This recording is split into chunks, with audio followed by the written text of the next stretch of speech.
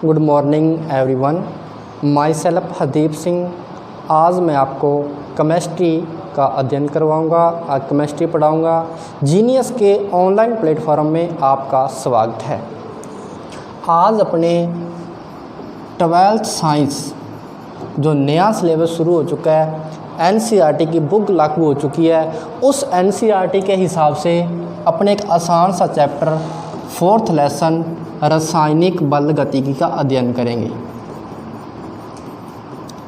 इस चैप्टर में अपने किसी भी अभिक्रिया के वेग के बारे में सीखेंगे, उस वेग को प्रभावित करने वाले कारकों के बारे में पढ़ेंगे,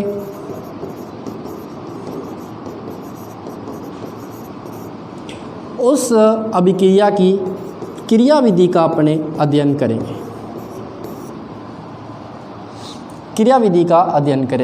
इस अभिक्रिया की कोटि और अणु संख्यकता के बारे में अपने इस चैप्टर में जानेंगे, इस चैप्टर में सीखेंगे, इस चैप्टर में अपने उसका अध्ययन करेंगे।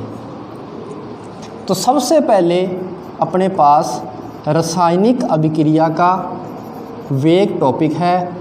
उससे पहले अपने को रासायनिक अभिक्रिया के बारे में पता होना चाहिए कि रासायनिक अभिक्रिया क्या होती है, रासायनिक अभिक्रिया किसे कहते हैं, फिर तो अपने उसका वेग पता करेंगे। रासायनिक अभिक्रिया के बारे में सीखने का प्रयास करते हैं और इस रासायनिक अभिक्रिया को समझने के लिए एक एग्जाम्पल लेते हैं और एग्जाम्पल के द्वारा रासायनिक अभिक्रिया समझते हैं कि रासायनिक अभिक्रिया क्या होती है।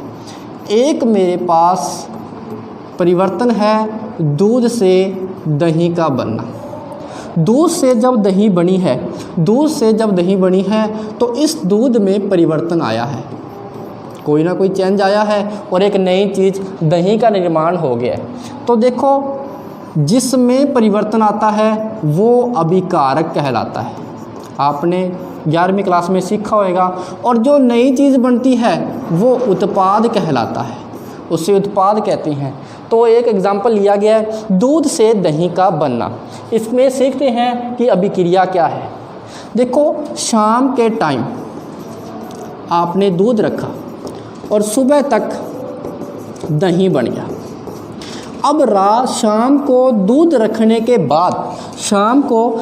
रखने के बाद और सुबह दही बनने से पहले इसके साथ जो घटना हुई, जो प्रक्रिया हुई, वो घटना और वो प्रक्रिया ही क्या कहलाती है? वो घटना और वो प्रक्रिया रासायनिक अभिक्रिया कहलाती है।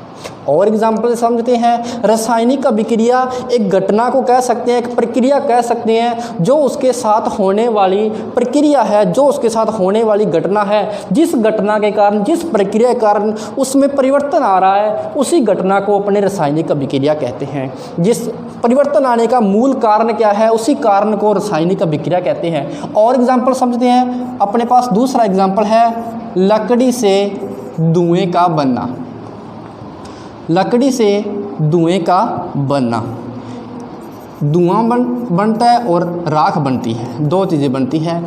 ये भी एक परिवर्तन है, ये भी एक चेंज है, इसमें परिवर्तन आया है और परिवर्तन का कोई ना कोई कारण रहा होगा। उस कारण को लकड़ी को आग लगाने के बाद और धुआं बनने से पहले, बात ध्यान से सुनना, मैं क्या कहने की कोशिश कर रहा हूँ।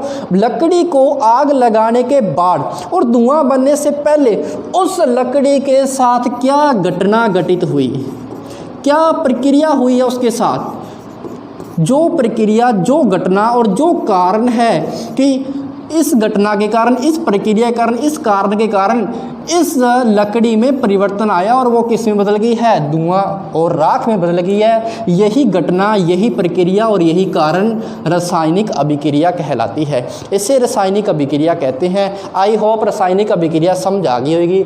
और अच्छे एग्जाम्पल से समझें तो इसमें सबसे आसान एग्जाम्पल लेते हैं। एक 12th साइंस की क्लास है। क्या हुआ, आज तक वो नहीं पढ़ने वाली क्लास थी। अब क्या हुआ, किसी टीचर के आने के कारण अब वो क्लास क्या होगी, पढ़ने लगी, पढ़ने वाली क्लास बन गई है, पढ़ने वाली क्लास हो गई। इस नहीं पढ़ने वाली क्लास में कोई ना कोई कारण रहा कि वो पढ़ने लगी, इसमें परिवर्तन आ गया है, इसमें परिवर्तन आ गया, इसमें चेंज हो गया है, ये पढ़ने लगी है, पहले नहीं पढ़ने वाली थी अब ये पढ़ने लगी है, यहाँ परिवर्तन आ चुका है, यहाँ चेंज आ चुका है। और परिवर्तन आने का कारण क्या रहा? किसी टीचर ने किसी को डांटा, किसी को ऑफिस में पहुंचाया, किसी घर पे कॉल की, कोई ना कोई कारण तो रहा होगा ना जिसके कारण वो पढ़ने लगी। तो ये जो कारण है, जो टीचर ने आपको समझाया, किसी टीचर ने आपको ऑफिस में लेके गया, कोई टीचर आपके घर पे कॉल कर रहा है, जो जो कारण है परिवर्तन आने के, जो कारण है, जो मूल घटना है, वही कारण वही प्रक्रिया एक रासायनिक अभिक्रिया कहलाती है। रासायनिक अभिक्रिया आप ध्यान से समझने की कोशिश करना।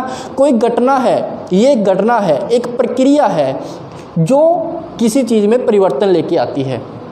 जिसमें परिवर्तन आता है, जैसे पदार्थ बन रहा है, परिवर्तन के दौरान जो नया पदार्थ बन रहा है वो आपका उत्पाद रहेगा। अभिकारक जिसमें परिवर्तन आता है, उत्पाद जो परिवर्तन के दौरान नई चीज़ बनती है वो उत्पाद कहलाता है। आई होप रासायनिक अभिक्रिया के बारे में आप समझ चुके होंगे। एक रासायनिक अभिक्रिया में अभिकारक और उत्पाद का होना बहुत ज़रूरी है, तभी रासायनिक अभिक्रिया कंप्लीट होती है। रासायनिक अभिक्रिया के दो घटक मान सकते हो आप, एक अभिकारक होता है और दूसरा उत्पाद होता है। रासायनिक अभिक्रिया समझ आ चुकी है, तो अपने इस टॉपिक को स्टार्ट करते हैं। रासायनिक अभिक्रिया को समझने के बाद रासायनिक अभिक्रिया के प्रकारों की बात करते हैं। रासायनिक अभिक्रिया कितने प्रकार की होती है, इस चैप्टर में अपने सिर्फ और सिर्फ वेग के आधार पर अपने प्रकार पढ़ेंगे। कितने प्रकार की होती है, वेग के आधार पे अभिक्रिया जो है वो दो प्रकार की मानी गई है। एक तो होती है मंद अभिक्रिया और दूसरी होती है तीव्र अभिक्रिया। तीव्र अभिक्रिया, मापनीय अभिक्रिया, मापने योग्य अभिक्रिया, दो प्रकार की अभिक्रिया अपने इसमें पढ़ते हैं। तो सबसे पहले अपने मंद अभिक्रिया के बारे में पढ़ते हैं। इस मंद शब्द से आपको पता चल रहा है, मंद का मीन होता है धीमा, धीरे धीरे, अर्थात ऐसी अभिक्रिया, ऐसी रासायनिक अभिक्रिया जिसको संपन्न होने में, जिसको पूरा होने में, जिसको कंप्लीट होने में बहुत लंबा समय लगता है, बहुत ही लंबा, बहुत ज़्यादा टाइम लगता है, वो अभिक्रिया मंद अभिक्रिया कहलाती है। इसके लिए टाइम लग सकता है, कुछ दिन लग सकते हैं, कुछ घंटे लग सकते हैं। लंबा समय तो घंटे भी, कुछ घंटे लंबा समय काउंट होएगा। कुछ महीने लग सकते हैं, कुछ साल लग सकते हैं। ये सारे के सारे अपने मंद अभिक्रिया में काउंट करेंगे, क्योंकि ये जो प्रक्रिया है, ये जो घटनाएं हैं वो धीरे धीरे घटनाएं शब्दार है। तो अभिक्रिया के बारे में सीखना है अपने, घटना शब्द अभिक्रिया, ये घटनाएं धीरे धीरे होएगी, धीमी गति से होएगी, जिसके कारण इसको पूरा होने में, उत्पाद बनने में बहुत लंबा समय लग जाएगा। इस कारण इस अभिक्रिया को मंद अभिक्रिया की श्रेणी में रखा गया है। और ध्यान से समझना, एग्जाम्पल की मैं बात करूं तो एग्जाम्पल है मेरे पास लोहे पर जंग लगना। लोहे पर जंग लगना, क्या आप बता सकते हो? लोहे पर जंग लगना, लोहे पर जंग लगना, लोहे पर जब जंग लग जाएगी तो वो उत्पाद कहलाएगा। सिंपल साधारण जो लोहा होगा, शुद्ध लोहा, वो आपका अभिकारक कहलाएगा। उसमें परिवर्तन आ गया है, उस पर जंग लग चुकी है, तो वो उत्पाद कहलाएगा। तो लोहे पर जंग लगना एक मंद अभिक्रिया है। ऐसा तो है नहीं कि वो हाथों हाथ लग जाती है, नहीं, उसके लिए हो सकता है कुछ घंटे लगे, हो सकता है कुछ दिन लगे, हो सकता है कुछ महीने लगे, हो सकता है कुछ साल भी लग सकते हैं। क्यों? क्योंकि लोहे पर जंग लगना जो प्रक्रिया है, जो घटनाएं हैं, जो कारण होंगे, लोहे पर जंग लगने के जो कारण होंगे, जो घटनाएं होंगी, वो धीमी गति से होएगी, धीरे धीरे होएगी। अर्थात जो अभिक्रिया होनी है, जिसने परिवर्तन करना है, जिसने परिवर्तन करना है, वो बहुत ही धीमी गति से होने के कारण, बहुत ही धीमी गति से होने के कारण वो बहुत लंबे समय में कंप्लीट हुई है। लोहे पर जंग बहुत लंबे समय में लगा है। इस कारण इस लोहे पर जंग लगने को अपने किस श्रेणी में रखेंगे? मंद अभिक्रिया की श्रेणी में रखेंगे। आई होप मंद अभिक्रिया आपको समझ आ चुकी होगी। अगली जो अभिक्रिया है अपने पास वो है तीव्र अभिक्रिया। तीव्र अभिक्रिया, तीव्र शब्द से समझ आ रहा होगा आपको। तीव्र का मीन होता है तेज, जल्दी, है ना। ये तीव्र अभिक्रिया का मीन है, तेज होना, जल्दी होना, ये तीव्र कहलाएगा। तो तीव्र अभिक्रिया किसे कहेंगे?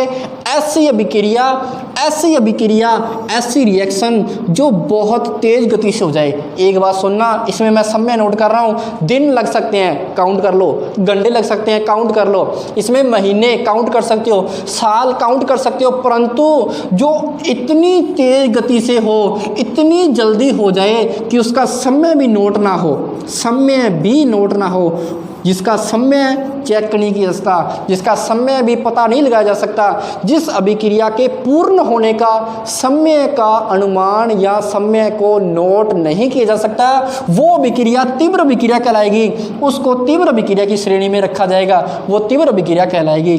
अर्थात जिस अभिक्रिया में अपने समय नोट नहीं कर सकते, वो तीव्र अभिक्रिया कहलाती है।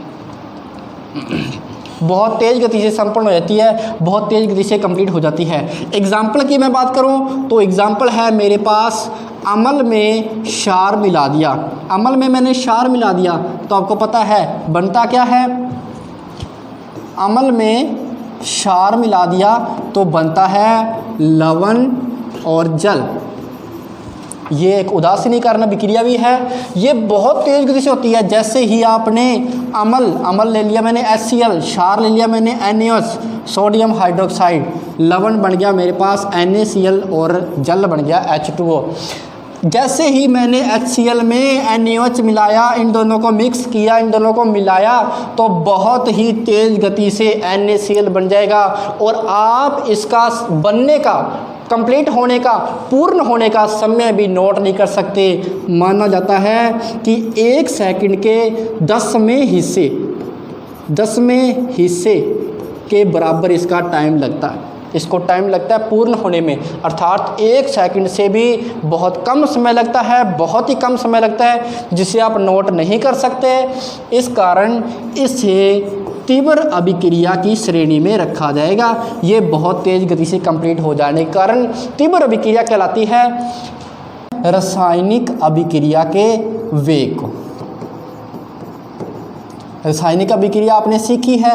रासायनिक अभिक्रिया के दौरान किसी चीज़ में परिवर्तन आता है, किसी चीज़ में चेंज आता है, नई चीज़ का निर्माण होता है, वो घटना, वो प्रक्रिया रासायनिक अभिक्रिया कहलाती है। तो रासायनिक अभिक्रिया के वेग को पढ़ने से पहले आपको सामान्य जानकारी वेग की होनी जरूरी है। वेग क्या होता है, इसके बारे में अपने सीखने का प्रयास करते हैं। सामान्यतः वेग क्या होता है, अपने किसी 2 बिंदुओं की बात करते हैं। एक पहला बिंदु है मेरे पास A और दूसरा बिंदु है मेरे पास B। इन दोनों बिंदुओं के बीच की दूरी मान लेते अपने 10 किलोमीटर है। कोई एक A बिंदु है और कोई दूसरा B बिंदु है, इन दोनों के बीच की दूरी 10 किलोमीटर है। अपने इस वेग को समझने का प्रयास करते हैं कि वेग क्या होता है, स्पीड क्या होती है, चाल क्या होती है। आप फिजिक्स में पढ़ते हो, पर फिर भी मैं थोड़ा सा इसे बताने का प्रयास करूँगा। इन दोनों बिंदुओं के बीच की दूरी अपने ले रखी है 10 किलोमीटर। मान लो किसी बंदे को A बिंदु से B बिंदु तक पहुंचने में जो समय लग रहा है, वो समय लग रहा है, मान लो 10 मिनट लग रहे हैं। मान लेते हैं 10 मिनट लग रहे हैं, मान लेते हैं आसान मानने के लिए अपने इसमें मान लेते हैं 5 मिनट लग रहे हैं, उसे मान लेते हैं इसे 5 मिनट लग रहे हैं। तो अगर पूछा जाए उस आदमी का वेग क्या है, स्पीड क्या है, चाल क्या है, तो कैसे निकालते हैं? अपने निकालते हैं, सूत्र होता है, फॉर्मूला होता है दूरी बटे समय। क्योंकि वो बंदा, वो आदमी समय के साथ साथ, समय जैसे जैसे बढ़ रहा है, वो दूरी तय कर रहा है, वो चल के B बिंदु की ओर जा रहा है, वो दूरी तय कर रहा है, तो दूरी में चेंज हो रहा है। समय के बढ़ने के साथ साथ दूरी में परिवर्तन हो रहा है। तो अपने यहाँ क्या करेंगे, दूरी रखेंगे। दूरी कितनी है? दूरी है मेरे पास 10 किलोमीटर। इस दूरी को तय करने में टोटल समय कितना लगा है? मेरे पास टोटल समय लगा है 5 मिनट। टोटल समय 5 मिनट लगा है। तो अपने देख लेते हैं, यहाँ मेरे पास आ जाएगा 2 किलोमीटर प्रति घंटा। कहने का मीन क्या है, ये उस बंदे का वेग आया है, उस व्यक्ति की स्पीड आई है, उस व्यक्ति की चाल आई है। तो अपने ध्यान से समझना, इसमें क्या है, ये कहने का मीन है कि वो बंदा 1 घंटे में 1 घंटे में 2 किलोमीटर तय कर रहा है। 1 घंटे में वो 2 किलोमीटर तय कर रहा है। मान लो वो यहाँ से चलेगा और उसका अगर मैं कहूँ 1 मिनट नोट करूँ तो वो 2 किलोमीटर तय कर चुका होगा।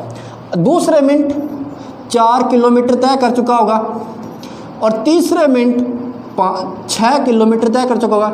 इस प्रकार 5वें मिनट में देखूं तो वो बी बिंदु पर 10 किलोमीटर दूरी तय कर चुका होगा। समझने का प्रयास करना, वेग जो है, वेग होता है समय के साथ साथ दूरी में परिवर्तन होना, वो अपना वेग होता है, वो अपना समय होता है। किसी निश्चित समय अंतराल के बाद वो कितनी दूरी तय कर रहा है वो उसकी स्पीड होती है, वो उसका वेग होता है।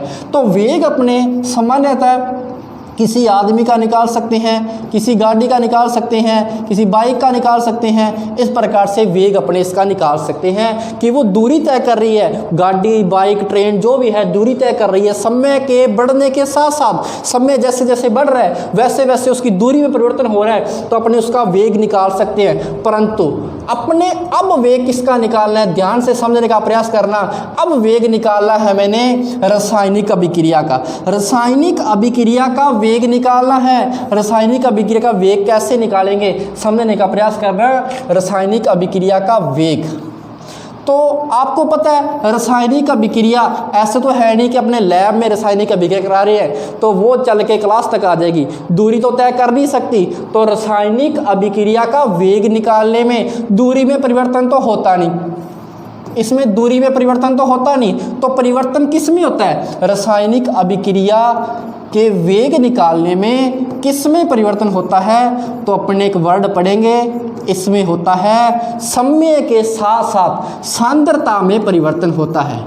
समय के साथ साथ सांद्रता में परिवर्तन होता है, उसकी सांद्रता चेंज होती है, ना कि अभिक्रिया की दूरी चेंज होती है। दूरी सिर्फ और सिर्फ किसी व्यक्ति द्वारा, किसी गाड़ी द्वारा, किसी बाइक द्वारा, किसी ट्रेन द्वारा दूरी तय कर सकते हैं, परंतु रासायनिक अभिक्रिया दूरी चेंज ना करके यहाँ क्या चेंज करेगा, सिर्फ और सिर्फ सांद्रता चेंज करेगा। तो मेरे पास रासायनिक अभिक्रिया के वेग का फॉर्मूला बन चुका है, सांद्रता में परिवर्तन। सांद्रता में परिवर्तन कितना परिवर्तन हो रहा है और परिवर्तन में लगा समय मैं यहाँ लगा दूंगा, तो मेरे पास फॉर्मूला तैयार हो चुका है रासायनिक अभिक्रिया के वेग का। तो यहाँ अभिक्रिया वेग का फॉर्मूला द्वारा लिख देते हैं। रासायनिक अभिक्रिया का वेग का फॉर्मूला बन गया सांद्रता में परिवर्तन और बटा में लगा समय। समय के अकॉर्डिंग इस सांद्रता में, इस अभिक्रिया की सांद्रता में कितना परिवर्तन आ रहा है वो उसका अभिक्रिया वेग कहलाएगा। इसे और समझने का प्रयास करते हैं।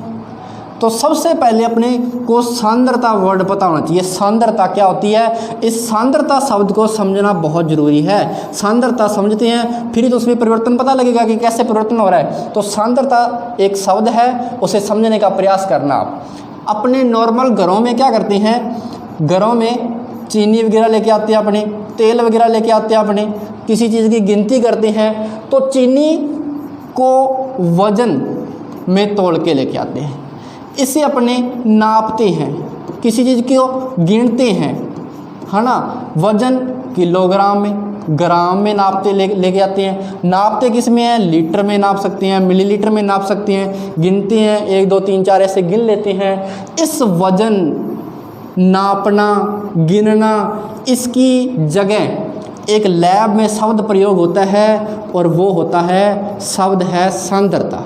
दोबारा ध्यान से सुनना, क्या कहने की कोशिश कर रहा हूँ मैं ये कह रहा हूँ कि वजन शब्द, नापना शब्द, गिनना शब्द, मिनना शब्द की जगह एक ही शब्द यूज करना है और वो होती है सांद्रता।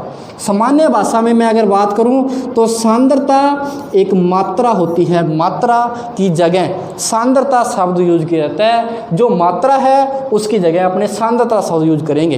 किसी भी चीज़ की मात्रा, किसी भी अभिकारक की मात्रा, किसी भी उत्पाद की मात्रा, वो उसकी सांद्रता है।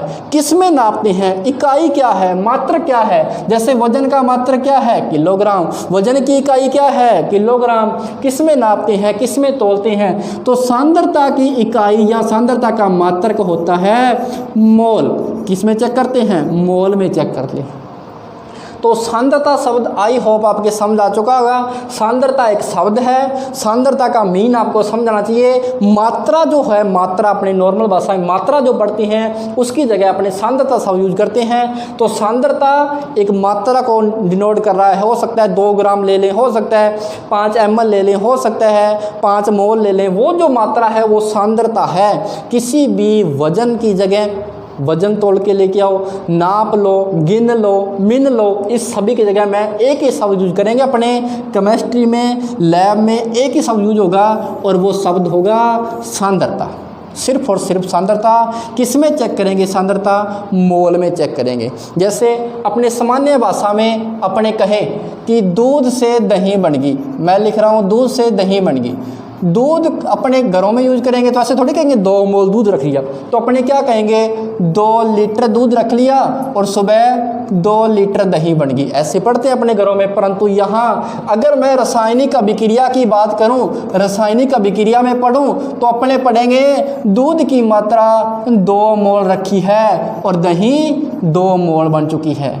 ये तो था अपना नापने वाला काम, नापना शब्द। परंतु जब भी अपने रासायनिक अभिक्रिया के पहुंच जाएंगे, घरों से निकल के रासायनिक अभिक्रिया लैब में आ जाएंगे, लैब में आ जाएंगे तो वहाँ नापने की जगह शब्द यूज करेंगे सांद्रता शब्द यूज करेंगे। सांद्रता, उसकी मात्रा चेक करेंगे। सांद्रता नापते हैं घरों में लीटरों में, परंतु जब अपने लैब में पहुंच गए उसकी सांद्रता चेक करने की कोशिश कर रहे हैं तो सांद्रता चेक करेंगे मोल में। मोल में चेक की जाएगी सांद्रता, उसकी मोल में चेक की जाएगी।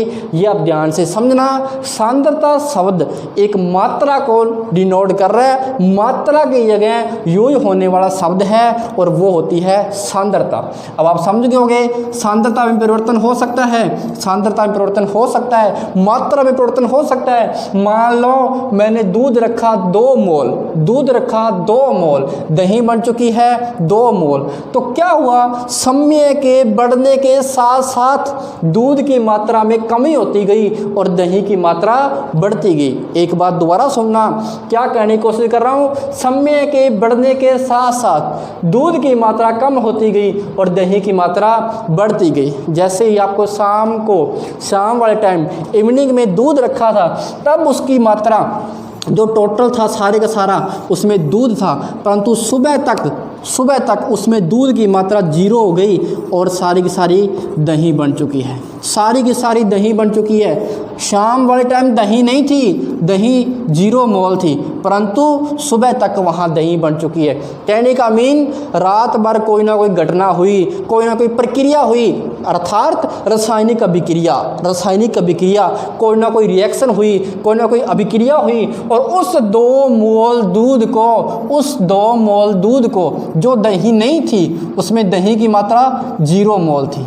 ये दूध की मात्रा है, ये दही की मात्रा है। रात भर में कोई ना कोई घटना हुई, कोई ना कोई प्रक्रिया हुई, अर्थात क्या हुआ, अभिक्रिया हुई, रिएक्शन हुई। उस रिएक्शन के चलते चलते दूध की मात्रा तो घट के होगी 0 मोल और दही की मात्रा हो गई पूरी की पूरी दही बन चुकी है 2 मोल। समझने का प्रयास करना। दूध की मात्रा कम होती गई और दही की मात्रा बढ़ती गई, अर्थात जब अभिक्रिया स्टार्ट हो जाएगी, जब अभिक्रिया शुरू हो जाएगी तो अभिकारक की सांद्रता, दोबारा समझना, अभिकारक की सांद्रता क्या थी, मात्रा है ना। अभिकारक की सांद्रता कम होती जाती है। जब अभिक्रिया स्टार्ट हो जाएगी, जब अभिक्रिया शुरू हो जाएगी तो अभिकारक की सांद्रता कम होती जाती है, परंतु वैसे ही उसी टाइम अपने चेक करें उत्पाद की सांद्रता, उत्पाद की मात्रा वो समय के बढ़ने के साथ साथ इसकी मात्रा भी क्या होती जाएगी, बढ़ती जाएगी, ज़्यादा होती जाएगी। अर्थात एक रिएक्शन में, एक अभिक्रिया में समय के साथ साथ अभिकारक की सांद्रता कम और उत्पाद की सांद्रता बढ़ती जाती है। तो क्या चेंज करेंगे, कैसे अभिक्रिया लिखेंगे, दोबारा देखना।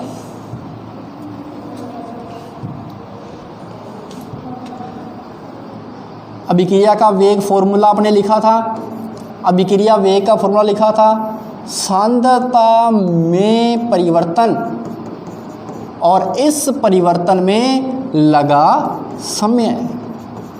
ये अपने फॉर्मूला लिखा था, कुछ टाइम पहले सीख के आए थे कि व्यक्ति द्वारा, आदमी द्वारा, गाड़ी द्वारा, बाइक द्वारा दूरी तय होती है, परंतु अभिक्रिया दूरी तय नहीं कर सकती, सिर्फ और सिर्फ वो तय कर सकती है सांद्रता। किस में परिवर्तन होगा? सांद्रता में परिवर्तन होगा। यहाँ सांद्रता में परिवर्तन होगा और लगा समय तो अपने वेग के फॉर्मूले में आता ही है, समय चेंज हो सकता है, बहुत ही अच्छी बात है। ये अभिक्रिया वेग का फॉर्मूला बन चुका है, सांद्रता में परिवर्तन बटा में लगा समय। सांद्रता में परिवर्तन को लिखते हैं डेल्टा सी से, लगा समय डेल्टा टी से। घबराना मत, ये डेल्टा कुछ नहीं है, ये डेल्टा अंतर है। जैसे किसी दो बिंदु का अंतर निकालना हो, मैंने 5, पहला बिंदु मेरे पास 5 है, दूसरा बिंदु मेरे पास 3 है, तो मैं कहूँ अंतर है 2। ये 2 वाली वैल्यू यहाँ लिखनी है अपने। मान लो पहली वैल्यू है मेरे पास 70 और दूसरी, पहली स्थिति पे मैंने 70 नोट किया, दूसरी स्थिति पे मान लो मैंने 60 नोट किया, तो इन दोनों का अंतर कितना आएगा?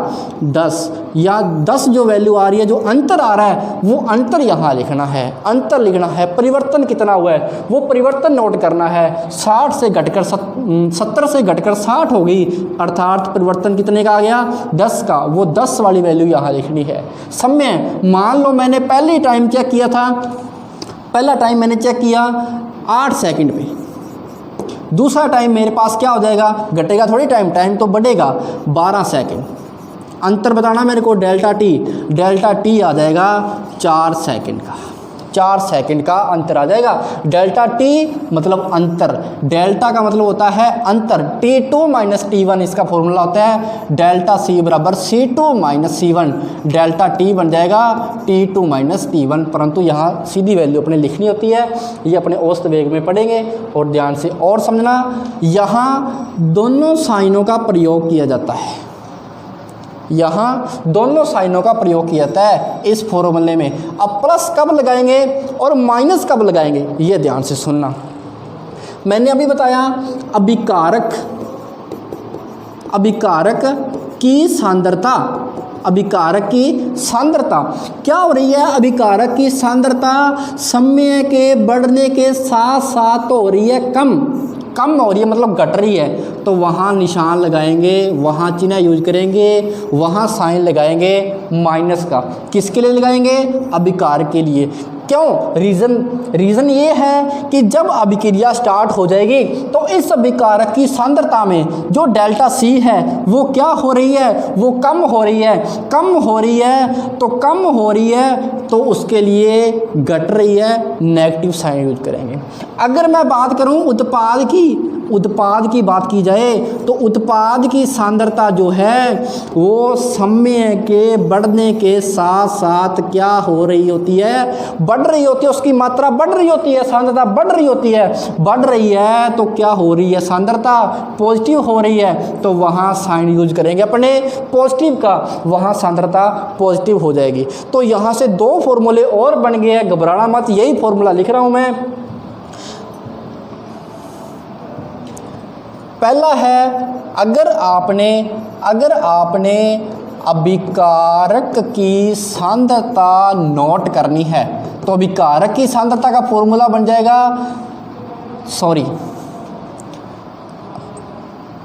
अभिकारक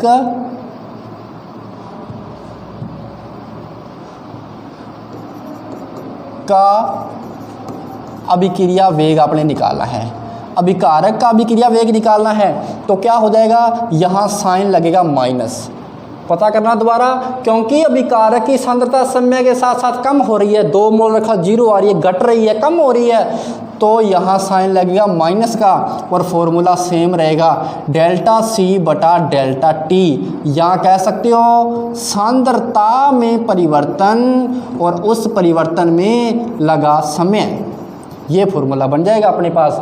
अगर मैं उसी अभिक्रिया के उत्पाद का अभिक्रिया वेग निकालने की कोशिश करूं, उत्पाद का वेग निकालूं, उत्पाद किस गति से बन रहा है, तो यहाँ साइन लगेगा पॉजिटिव। क्यों? क्योंकि समय के बढ़ने के साथ साथ उत्पाद की सांद्रता बढ़ रही है, ज़्यादा हो रहा होता है, उत्पाद ज़्यादा बन रहा होता है। तो यहाँ फॉर्मूला बन जाएगा डेल्टा सी बटा डेल्टा टी। ये डेल्टा सी तो आपको पता ही है, सांद्रता में परिवर्तन, और डेल्टा टी लगा समय। ये फॉर्मूला आ चुका है। अभिकारक का अभिक्रिया वेग निकाल लो, अब उत्पाद का अभिक्रिया वेग निकाल लो, ये अभिक्रिया वेग निकालने का फॉर्मूला आ चुका है। कल अपने आज के लिए इतना ही, कल अपने इस पे न्यूमेरिकल करेंगे, कैसे प्रश्न आते हैं उसके बारे में सीखेंगे। आई होप आज आपको सब कुछ समझ आया होगा। धन्यवाद।